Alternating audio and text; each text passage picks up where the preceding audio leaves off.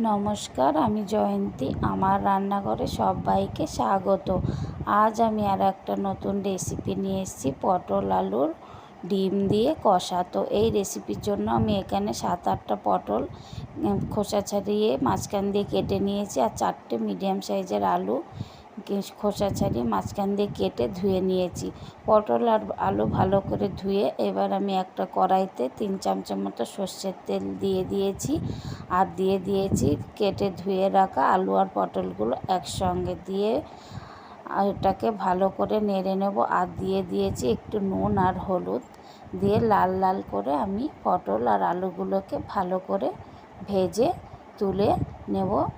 তারপর আমি এই কড়াইতে দিয়ে দেব 1 চামচের মতন সর্ষের তেল অ্যাড করে দিচ্ছি।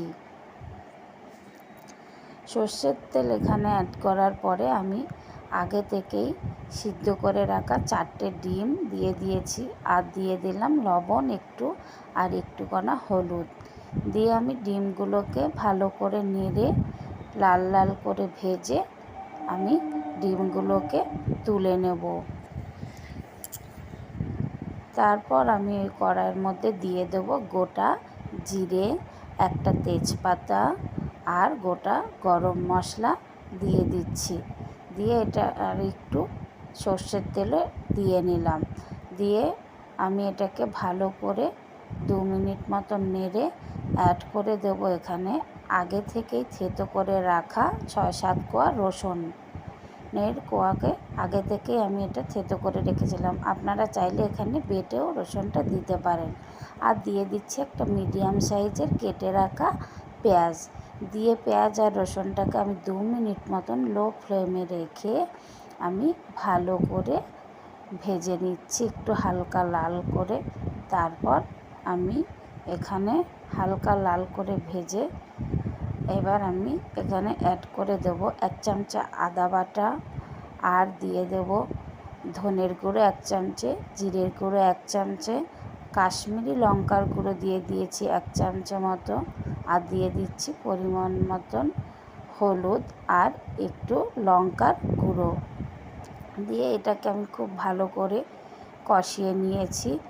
কষিয়ে নেওয়ার পর আমি দিয়ে দিলাম কেটে রাখা ছোট ছোট করে একটা টমেটো কুচি দিয়ে এটাকে আমি 2 মিনিট মতো লো ফ্লেমে কষিয়ে নিচ্ছি। আর স্বাদের জন্য একটু দিয়ে দিলাম সামান্য একটু চিনি দিয়ে আমি এখানে জল ঢেলে দিলাম মশলাটা যাতে ভালো করে সিদ্ধ হয়ে যায়। দিয়ে ঢেকে দিয়েছিলাম। 2 মিনিট পর ঢাকা তুলে আমি মশলাটাকে একটু ভাজা ভাজা করে কষিয়ে নিচ্ছি, আর দিয়ে দিচ্ছি পরিমাণ মতন লবণ আর একটা কাঁচা লঙ্কা দিয়ে ভালো করে আমি এটাকে কষিয়ে নিয়ে 2 মিনিট মতন আমি দিয়ে দেবো এখানে আগে থেকেই ভেজে রাখা ডিম, পটল আর আলু। ডিম, পটল আর আলু এখানে অ্যাড করার পরে কিন্তু আমি এখানে 3 থেকে 4 মিনিট মিডিয়াম টু হাইতে গ্যাসটা রেখে আমি ভালো করে মশলাটার সঙ্গে পটল আলু ডিমটাকে খুব ভালো করে কষিয়ে নিচ্ছি।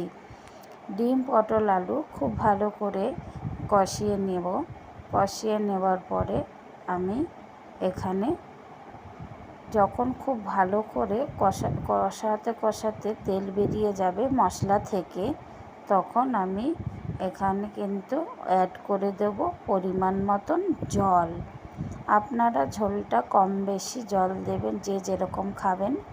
তো আজ আমি যেটা করব রান্না, এটা কষাই করছি, ডিম, পটল, আলুর কষা। তো তারপর আমি জল দেওয়ার পর এটা ঢেকে দিলাম। 3-4 মিনিট মিডিয়াম ফ্লেমে গ্যাসটা রেখে আমি ঢাকা তুলে নিয়েছি। ঢাকা তোলার পর আমি এখানে গ্যাসটাকে আবার মিডিয়ামে রেখে 3 থেকে 4 মিনিট আমি ভালো করে ফুটিয়ে নিচ্ছি। আর দেখুন আলু, পটল খুব ভালো করে সিদ্ধ হয়ে গেছে। দিয়ে আমি 5 মিনিট মতন এখানে ফুটিয়ে গ্যাসটাকে আমি খুব ভালো করে তরকারিটা ফুটে গিয়েছে, ফুটিয়ে নিয়ে একদম মাখা মাখা করে নিয়ে আমি গ্যাসের ফ্লেম বন্ধ করে রেখেছিলাম।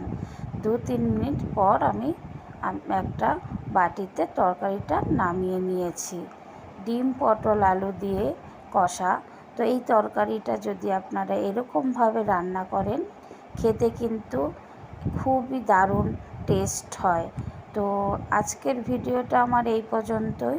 নেক্সট দিন দেখা হবে অন্য কোনো ভিডিও নিয়ে।